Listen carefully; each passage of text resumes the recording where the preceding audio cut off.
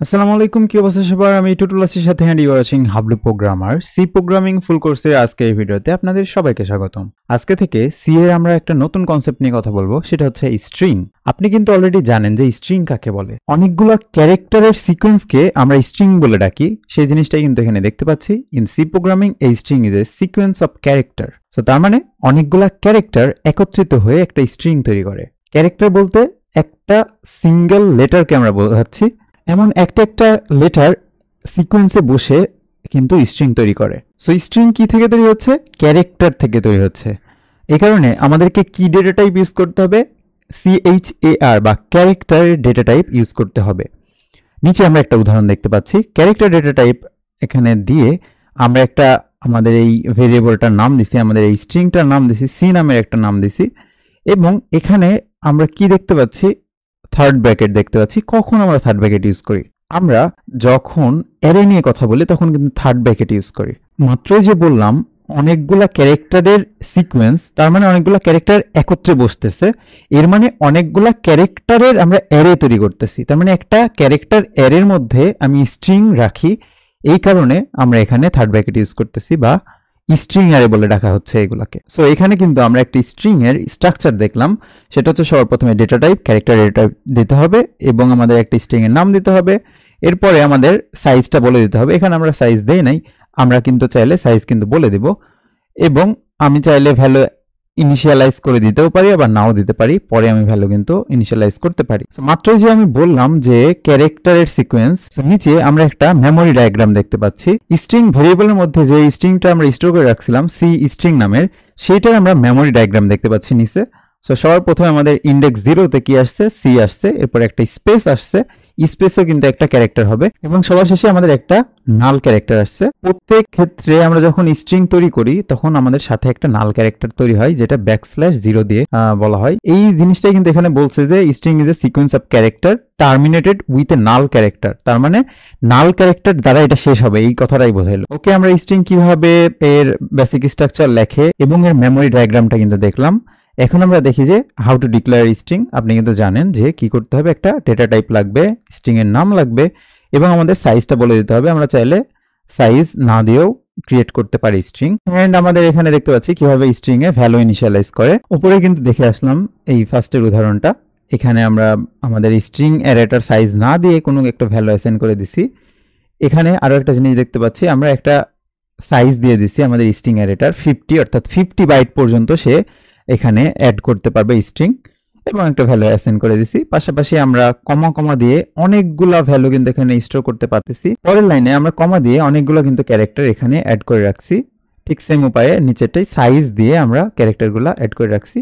এই সবগুলো কিভাবে কাজ করতেছে? এই যে ABCDE, এটার হলো আমাদের মেমোরি ডায়াগ্রামটা এখানে দেখতে পাচ্ছি। একটু আগে কিন্তু সেটা দেখে আসলাম। এখানে আমরা একটা মজার জিনিস দেখি, সেটা হচ্ছে অ্যাসাইনিং ভ্যালু টু স্ট্রিং। আমরা কিন্তু উপরে দেখলাম কিভাবে ভ্যালু অ্যাসাইন করে, যে ইনিশিয়ালাইজ করা মানে ভ্যালু অ্যাসাইন করা।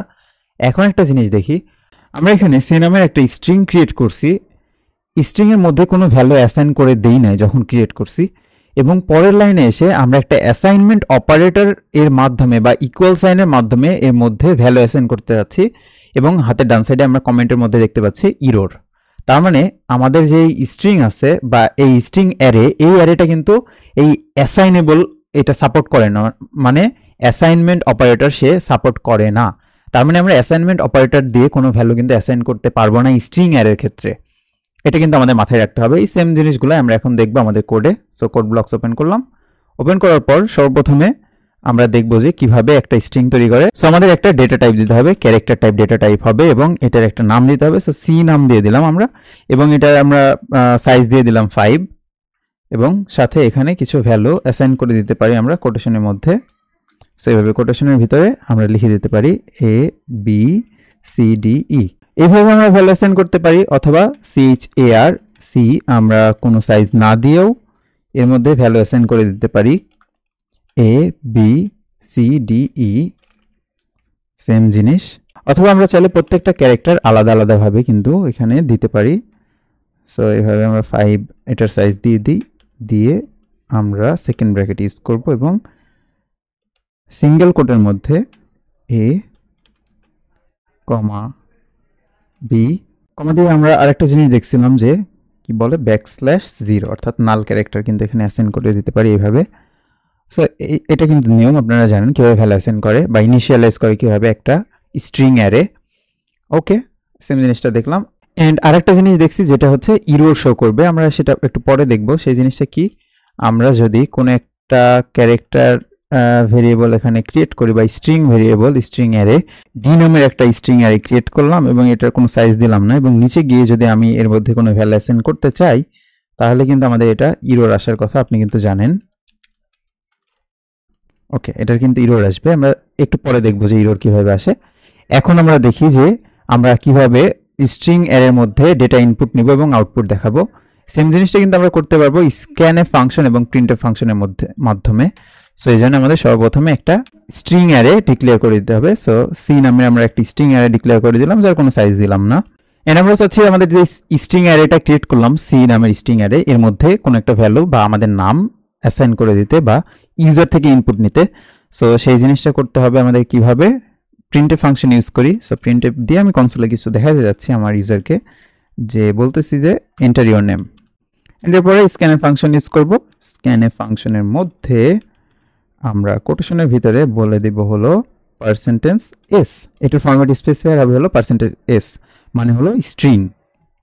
ওকে, কমা দিয়ে আমার এটা লোকেশনটা বলে দিতে হবে। সো অ্যান্ড সাইনের মধ্যে আমরা সি লিখে দিব, কাজ কিন্তু শেষ। যেটা আমরা ইনপুট নিলাম স্ট্রিং এর মধ্যে সেটা এখন আউটপুট দেখাতে যাচ্ছি। সো প্রিন্টএফ ফাংশন ইউজ করব।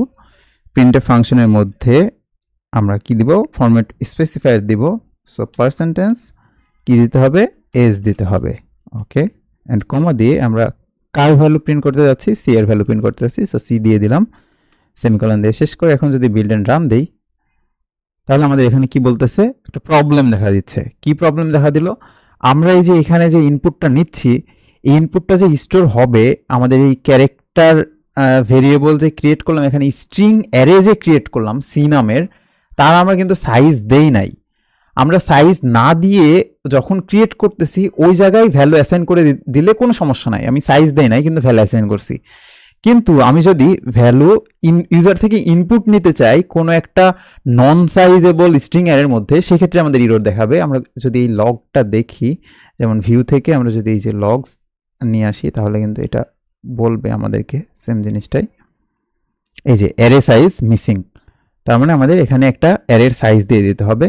সো আমি এখানে 20 অ্যারে সাইজ দিয়ে দিলাম। এখন যদি বিল্ড অ্যান্ড রান করি তাহলে কোড সাকসেসফুলি রান করার কথা। ইন্টারভিউর নেম বলতেছে, সো আমি নেমটা দিয়ে দিই অ্যান্ড এন্টার যদি হিট করি তাহলে আমাদের নিচের লাইনে কিন্তু সেই জিনিসটাই প্রিন্ট করে দেখাইলো। সো এখন আমরা এই যে এই 7 নম্বর 8 নম্বর লাইন কমেন্ট আউট করে দিই। কমেন্ট আউট করে আমরা যে দেখি ইরর আসে কিনা, ওই যে ভ্যালু যদি অ্যাসাইন করি এখানে আমাদের সি এর মধ্যে অ্যাসাইনমেন্ট অপারেটরের মাধ্যমে। সো সি ইকুয়াল টু আমরা দিয়ে ডাবল কোটেশনের মধ্যে টুটুল লিখে দিলাম এবং দেখি এটা কোডটা কাজ করে নাকি। সো বিল্ড এন্ড রান যদি দেই তাহলে কিন্তু আমাদের এখানে একটা ইরর আসছে। ইররটা যদি আমরা দেখি লগে তাহলে বলতেছে আমাদের 9 নম্বর লাইনে ইরর আসছে কি, assignment to expression with a array type. তার মানে আমরা অ্যাসাইনমেন্ট অপারেটর কিন্তু ইউজ করতে পারবো না একটা স্ট্রিং অ্যারের ক্ষেত্রে। সো আজকে এই ভিডিওতে আমরা দেখলাম যে স্ট্রিং অ্যারে কি জিনিস, স্ট্রিং অ্যারে কিভাবে ইনিশিয়ালাইজ করতে হয়, ডিক্লেয়ার করতে হয় এবং কিভাবে ইনপুট নিতে হয় এবং আউটপুট দেখাইতে হয়। নেক্সট ভিডিওতে আমরা স্ট্রিং এর আরো একটা নতুন টপিক নিয়ে কথা বলবো। দেখাবো নেক্সট ভিডিওতে। Have fun, take a risk.